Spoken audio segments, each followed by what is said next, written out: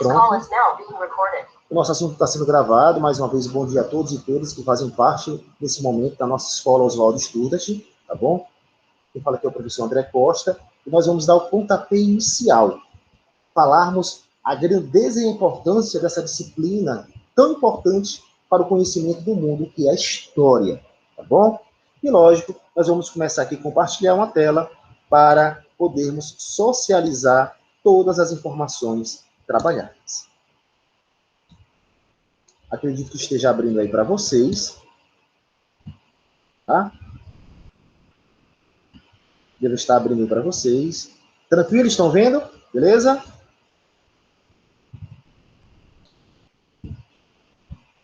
Pronto. Queridos, as nossas aulas, elas serão em cima de esquemas mentais ou mapas mentais. O que é um mapa mental? O mapa mental é justamente o resumo dos assuntos mais importantes, mais impactantes que eu preciso lembrar. O mapa mental, ele serve justamente para a construção do meu conhecimento, onde existe uma cronologia, ou seja, o início, desenvolvimento e fim. Se você analisar, vocês verão aí 11 tópicos, beleza? 1, 2, 3, 4, 5, 6, 7, 8, 9, 10, 11. Esses 11 pontos são os assuntos importantíssimos da nossa aula que a gente não pode terminar sem falar. A produção do conhecimento histórico é o primeiro assunto do livro que vocês vão receber de história. E lógico, nesse assunto nós vamos ver a importância de estudar a história. Veremos que a história é uma ciência em movimento, uma ciência em construção, uma ciência que possibilita o desenvolvimento do conhecimento, de uma forma geral. Tá bom? Então, em cima do primeiro tópico, por que aprender história? Alguém poderia responder essa pergunta? O que você acha? Por que é importante aprender a história?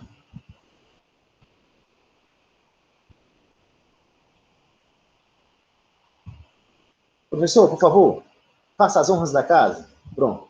É importante aprender história para que nós tenhamos a consciência do mundo que nós estamos vivendo hoje. Veja bem, quando eu conheço a história, não necessariamente eu vou conhecer apenas o passado. Eu vou conhecer o passado, eu vou entender o presente e eu vou criar uma perspectiva de futuro. Então, é muito importante conhecer a história. Veja bem, se nós fizermos aqui um levantamento, por que o Brasil ainda é um país tão preconceituoso com o negro? Nós sabemos que existem ainda muitos atos racistas. Olha a importância da história. Nós voltamos lá no passado e sabemos que os negros passaram, lamentavelmente, mais de 3 séculos sendo escravos. E mesmo com o fim da escravidão, persiste até hoje essa visão altamente desvalorizante com os nossos irmãos afrodescendentes. Olha a importância da história. Então, a história ela é uma ciência que nos possibilita o ato de conhecer para entender o que nós somos hoje e criarmos uma perspectiva de futuro. Para que serve o conhecimento histórico? Para tirarmos a ignorância do conhecimento. Por favor, queridos, entendam. O que é a ignorância? É o ato de não conhecer. Então, quando eu conheço um fato histórico, quando eu tenho intimidade com fatos históricos, eu vou, logicamente, ter uma visão geral de tudo que está ao meu redor. A história é uma ciência em construção. Por que uma ciência em construção? Porque a cada dia ela vai sendo moldada. Hoje, nesse exato momento, 5 de fevereiro de 2021, nós estamos fazendo história. Nós estamos construindo a história, não apenas a nossa história escolar, mas a história das nossas vidas. Olha como é importante a história.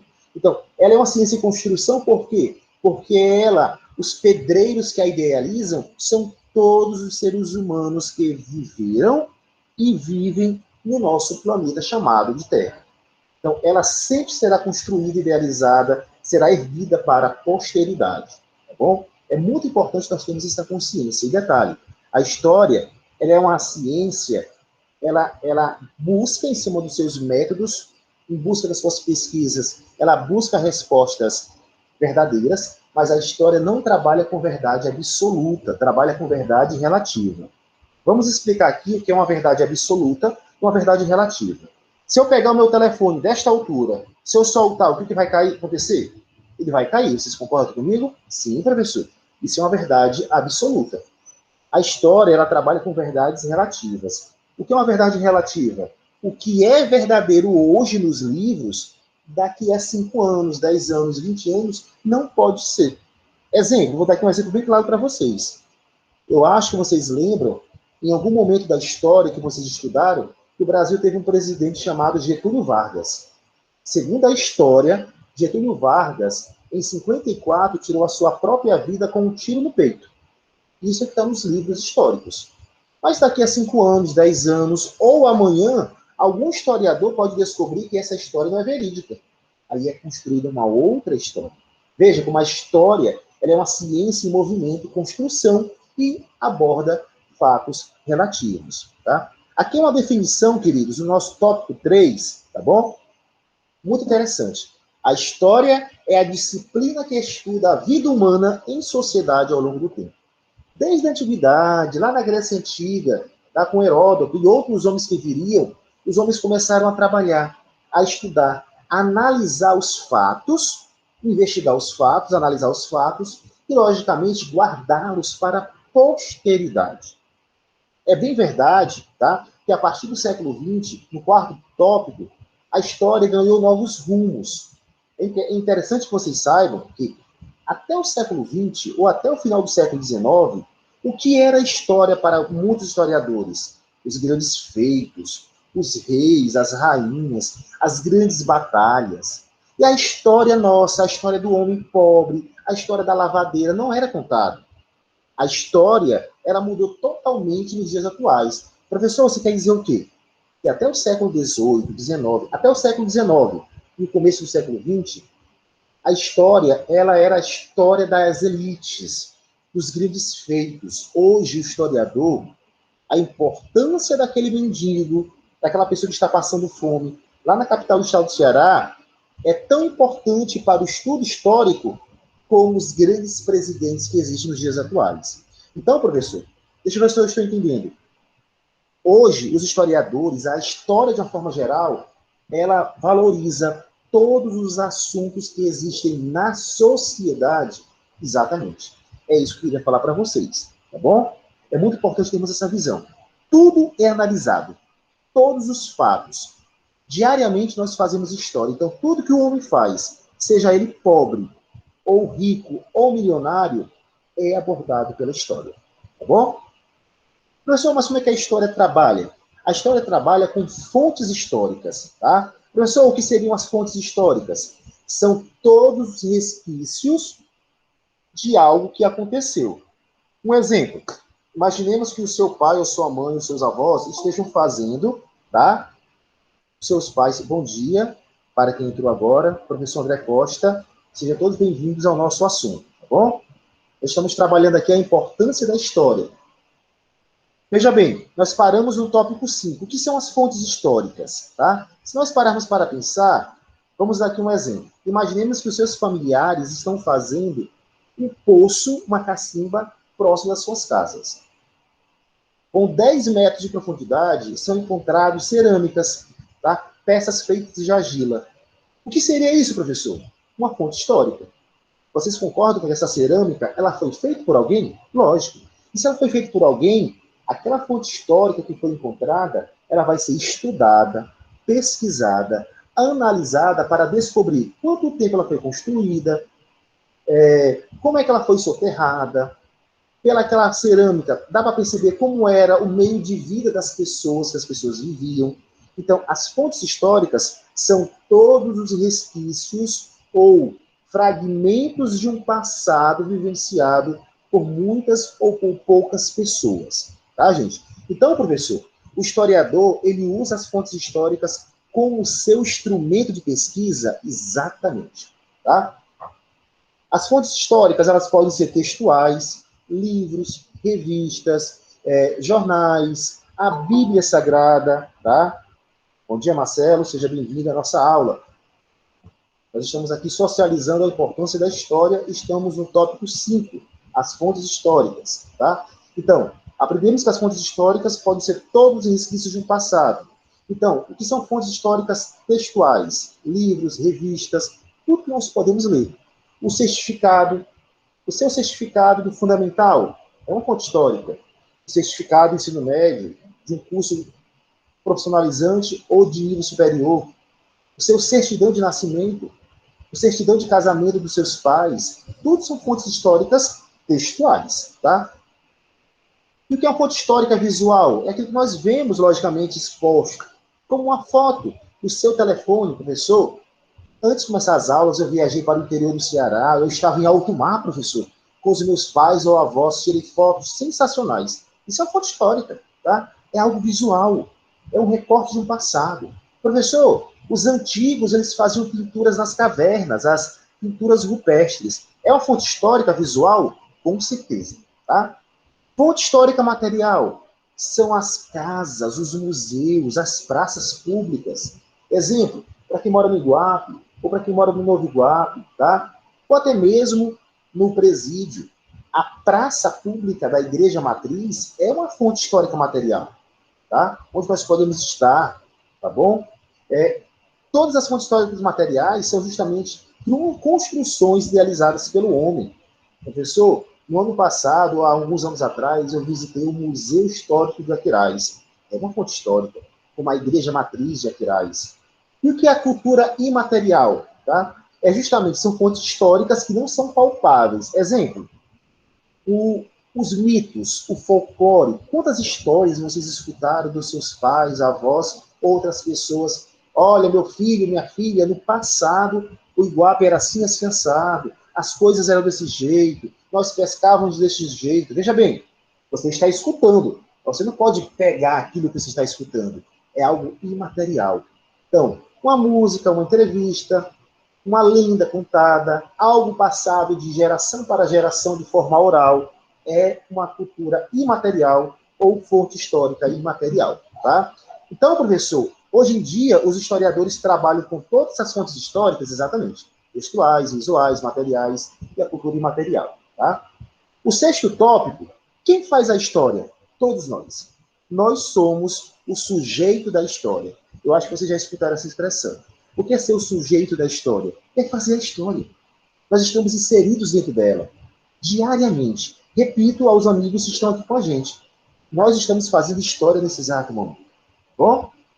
E lógico, é papel do historiador, o sétimo tópico, a interpretação do passado. É muito importante nós tenhamos essa consciência, gente. Os achados. Professor, vamos lá. O homem está escavando um buraco e ele encontra um resto de um passado, que é uma fonte histórica. Como é chamado aquele espaço, meu professor? Um sítio arqueológico. Tá? O que é um sítio arqueológico? É onde você encontra um resto de um passado. Tá bom? Imaginemos, mais um exemplo, que alguém da sua família esteja cavando algo e encontra uma cacimba velha, que pode acontecer. Ali é uma fonte histórica. É o resto do passado, tá bom? Então, assim, o historiador, veja bem, quem viveu no passado, gente, não deixou tudo bonitinho para quem está vivendo hoje no planeta Terra entender se o passado não. Nesse exato momento, nós temos um monte de gente, historiador, arqueólogo, antropólogo, fazendo estudos lá no deserto do Saara, ou no Egito, procurando as múmias antigas. Eles encontram, beleza, mas eles têm que fazer como um trabalho de emendar, tá? Como posso falar para vocês? Justamente os quebra-cabeças. Ele tem que fazer toda uma interpretação de como era aquele passado.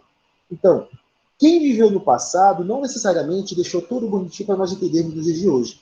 Então, é papel do historiador interpretar o passado para entender a realidade de hoje. Tá bom? Oitavo ponto são duas modalidades de história que existem hoje: a história oral e a história das mentalidades. O que seria a história oral? É aquela que é passada de pai para filho. É aquela que é passada de geração para geração. Beleza? Oral, nós estamos falando. A história das mentalidades é justamente o quê? A mentalidade que vai mudando com o tempo. Exemplo, vocês concordam que os seus avós, eles pensavam a vida de um jeito? Os seus pais, possivelmente, eles pensaram a vida de outra forma. E vocês pensam a vida de outra forma. 3 gerações. Avô, pai e vocês. Cada qual, de certa forma, eu não estou dizendo que vocês pensam tudo diferente, mas cada qual tem um jeito de pensar a vida. É a história das mentalidades. São as mentalidades construídas. Tá? O nono tópico, para você ver a importância do estudo da história, nós temos o valor da memória. André, o que é a memória? É todo o produto da história. Veja, a nossa aula aqui, possivelmente, essa é a primeira aula de vocês online. Não sei se vocês já tiveram outra. Mas se vocês já tiveram outras aulas online, vocês vão guardar. Rapaz, é show de bola as aulas, como é que é interessante, interativo, beleza? Isso vai ficar na memória. Por quê? Porque vocês fizeram a história.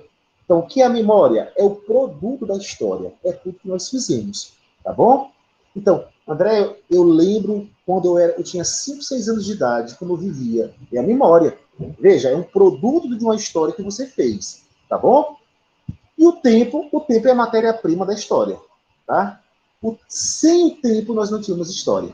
O tempo ele é fundamental para nós conhecermos e entendermos a história. A história, nós abordamos 3 tipos de tempo no livro de vocês. O tempo cronológico, o psicológico e o tempo histórico. O que seria o tempo cronológico? É o tempo do relógio, dos calendários, é o tempo do dia, tá? Da noite. É um tempo bem amarrado. O que seria o tempo psicológico? É o tempo das nossas mentalidades. Veja bem, você quando tinha 5 anos, você pensava a vida de um jeito. Hoje você percebe a vida totalmente diferente. Veja, psicologicamente, o seu tempo psicológico é diferente. Você tem um maior entendimento do que é a realidade. E o que é o tempo histórico? É um tempo muito longo vivenciado pela humanidade. Exemplo, hoje nós estamos vivendo a era cristã. É o tempo do cristianismo. Nós estamos vivendo um tempo histórico muito impactante. A tecnologia. Estamos tendo aula agora por causa da tecnologia. Vocês concordam comigo? Então, o tempo cronológico é o tempo dos relógios, dos calendários. O tempo psicológico é o tempo da nossa mentalidade. Veja bem, eu era pequeno, eu pensava o mundo de um jeito. Hoje eu vejo o mundo de uma forma diferente. É a questão psicológica. E o tempo histórico é justamente algo que está dentro da sociedade, que está impactando essa sociedade. Exemplo, a tecnologia. Hoje em dia, para onde nós olhamos, nós estamos vivendo a tecnologia, tá? E para nós fecharmos, o 11º tópico, vocês estão vendo, ó, tudo tem uma sequência. 1, 2, 3, 4, 5, 6, 7, 8, 9, 10, 11. São 11 tópicos importantíssimos para você entender o assunto de hoje. Lembrando que o que nós estamos falando está dentro do nosso livro que vocês vão receber, tá? A história do homem é dividida em 5 grandes períodos. A pré-história, Idade Antiga, Idade Média, Idade Moderna e Contemporânea. Rapidinho, nós vamos trabalhar cada qual, mas rapidinho. A pré-história, ela vai justamente do surgimento dos homens até o surgimento da escrita. Mais ou menos 2,5 milhões de anos atrás, até mais ou menos 3.200 anos antes de Cristo. Antes de Cristo, melhor dizendo. Tá? Então, a Idade Antiga vai do surgimento da escrita até a queda do Império Romano no século V. Idade Média, da queda do Império Romano do Ocidente do século V até a queda do Império Romano do Oriente no século XV. Idade Moderna, século XV até a Revolução Francesa, no final do século XVIII, e a Idade Contemporânea, do século XVIII, Revolução Francesa, até os dias atuais. Tá? Professor, eu tenho que aprender tudo o que foi falado aqui? Não. Com o tempo, nós vamos aprendendo e entendendo essas realidades. O que é importante nós lembrarmos da nossa aula? Rapidinho. 1. A história é fundamental para entender o passado, o presente e o futuro. 2. A história é uma ciência em construção. 3. A história trabalha toda a sociedade humana. 4. Nós fazemos a história, nós somos o sujeito da história. 5. A história trabalha com fontes históricas, que são suas ferramentas. 6. Nós fazemos a história, nós somos o sujeito. 7. O historiador, ele interpreta o passado. 8. A história oral e a de mentalidades faz parte da história da humanidade. 9º tópico. A memória é um produto, é uma consequência de um fato histórico. E o tempo é a matéria-prima da história. 10. A história pode ser o tempo pode ser o tempo do relógio, cronológico, psicológico, o tempo das nossas mentalidades, histórico, um fato muito grande e impactante que aconteceu na história e até hoje faz presente na nossa sociedade. Tá? E o 11º, a história do homem em cima desse planeta chamado Terra, ele divide em 5 períodos. Pré-história, Idade Antiga, Idade Média, Moderna e Contemporânea. Lembrando que esses 5 períodos, nós vamos trabalhá-lo esses 3 anos até o final do ensino médio.